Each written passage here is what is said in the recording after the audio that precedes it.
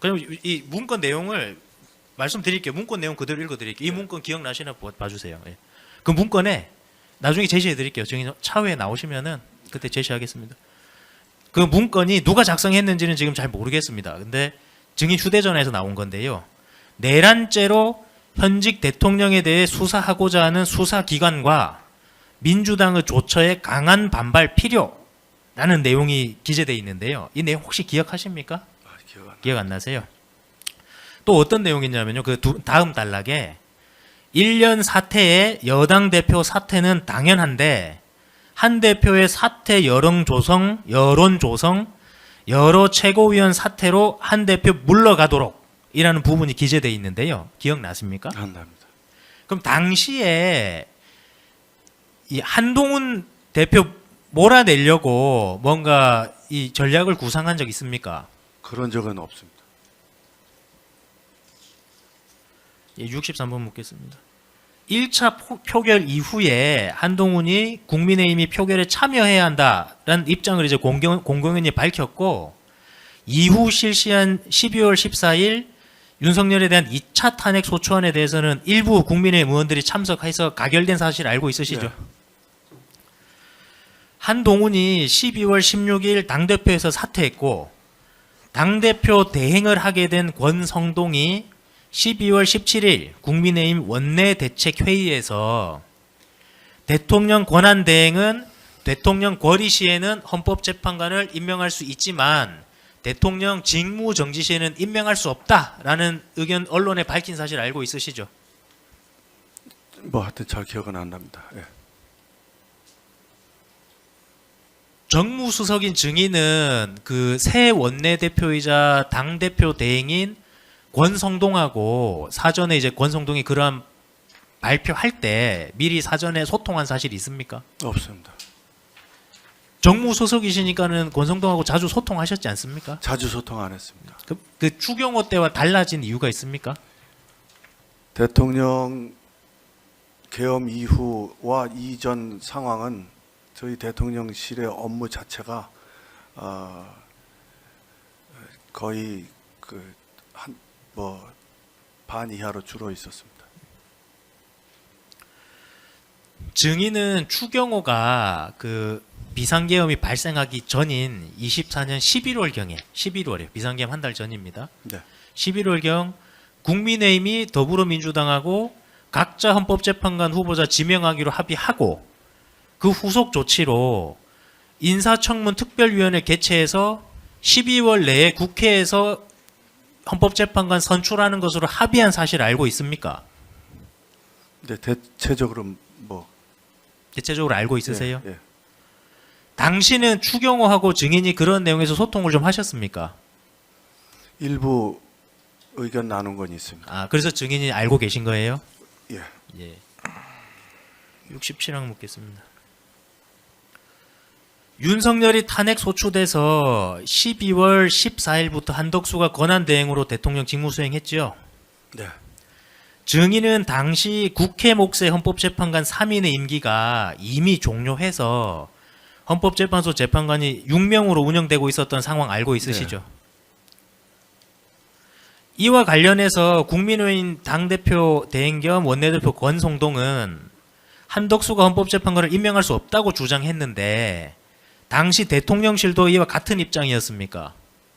저희는 입장을 낼 수가 없었습니다.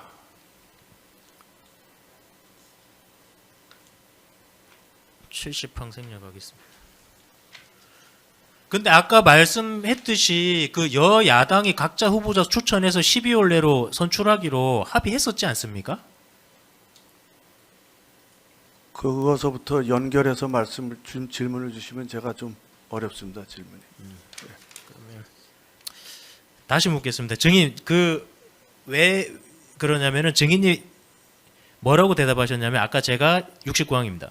권성동이 한덕수 헌법재판관 임명할 수 없다 주장했는데 당시 대통령실도 같은 입장이었냐 했을 때 증인께서 수사 과정에서 협의가 이루어지지 아니했기 때문에 입장이 같았다라는 취지로 말씀을 하셨었거든요. 그 야당하고 여당 간의 이야기죠. 예. 그래서 대통령실도 같은 입장이냐? 그럼 다시 뭐 여쭤볼게요. 그 내용을 말씀드리고. 근데 입장은 뭐 제 생각을 얘기한 거지. 예. 뭐 입장은 전 모르겠습니다. 예. 입장은 대통령 비서실장 정도 돼야 예, 입장이 알겠습니다. 있는 거지. 그럼 70이랑 그냥 생략하겠습니다. 예, 증인은 한덕수가 12월 26일경 국회가 이제 선출하려고 하는 헌법재판관에 대해서 여야의 합의가 없었음을 이유로 임명 거부한 사실 알고 있으시죠? 예.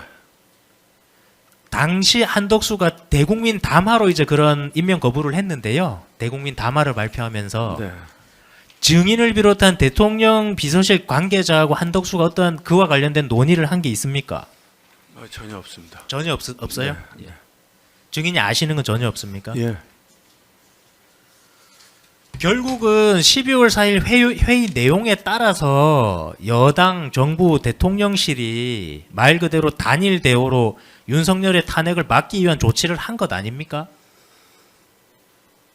저는 뭐 그렇게 생각하지 않습니다. 증인은 어떻게 생각하십니까, 그러면? 아니요, 그 12월 4일에 너무 우리가 의미가 많이 부여되는 거에 대해서는 동의하지 않는다는 말씀입니다.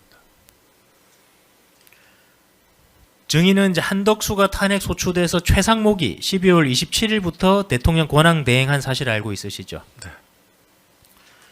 최상목은 12월 31일 국무회의에서 정계선, 조환창 두 명은 헌법재판관으로 임명하면서도 마은혁과 관련해서는 한덕수와 마찬가지로 여야의 합의가 없다는 이유로 임명 거부했는데 알고 있으시죠? 네. 당시 최상목이 정계선, 조환창을 임명하기 전에 증인을 비롯한 대통령 비서실 관계자하고 어떤 논의한 사실이 있습니까? 없습니다. 당시 최상목이 정계선, 조환창을 임명하자 비서실장 정진석을 비롯한 수석 비서관들이 일괄 사의 표명한 사실이 있죠. 사의 표명은 뭐 그 전에서부터 돼 있었고요. 네. 네. 그러니까 이 최상목이 정계선, 조환창을 임명한 것이 사의 표명한 계기가 아닙니까? 그것이 직접적인 계기가 된 게 아니고 그 전서부터 저희는 한덕수 대행 계실 때부터 사의를 하고 있었고요. 그리고 또 최상목 대행 되니까 또 사의 표명한 거고 그런 상황입니다. 그 당시 추가 질문입니다. 당시 언론 보도 보면 최상목이 정계선하고 조환창을 임명해 버리니까 대통령 비서실 쪽에서 매우 불편해하고 항의도 하고 그로 인해서 일괄 사의 표명했다는 언론 기사가 많이 났더라고요. 이게 계기가 된 것 아닙니까?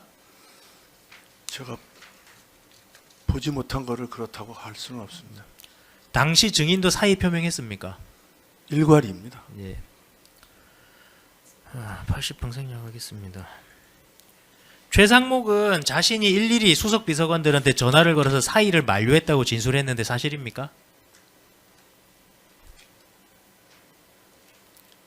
저와 함께 전화한 거는 기억이 있는 것 같습니다. 증인도 전화 받으셨어요? 사의 만료하는 전화 받으셨어요? 저와 함께 전화해서는 전화한 것 같습니다. 예. 그러니까 사의 만료하는 전화였어요. 그런 것 같습니다. 예. 그 무렵에 최상목하고 정진석 두 사람 사이는 어땠습니까? 두 분 사이를 제가 어떻게 왜냐면 불화설이 정진석 비서실장이 굉장히 네. 불쾌해서 불화설이 있다는 언론 보도가 많이 나서요. 예, 증인이 대언론 담당이시기도 하잖아요. 언론 담당 홍보수석이 합니다. 그 여론 담당도 하시니까. 여론을 예. 담당하지는 않습니다. 예. 그러니까 그 업무를 관- 수행하시잖아요. 그러면 죄송합니다. 정무적인 제가 보고서도 이따가 말씀드릴 건데 여론이나 언론이나 현안에 대해서 파악을 직접 하시잖아요. 근데 그때는 예. 외람 때입니다만은 저희 대통령실이 거의 와해돼서 무슨 뭐 기능이 제대로 되고 있었다라고 말씀드리기가 어렵습니다.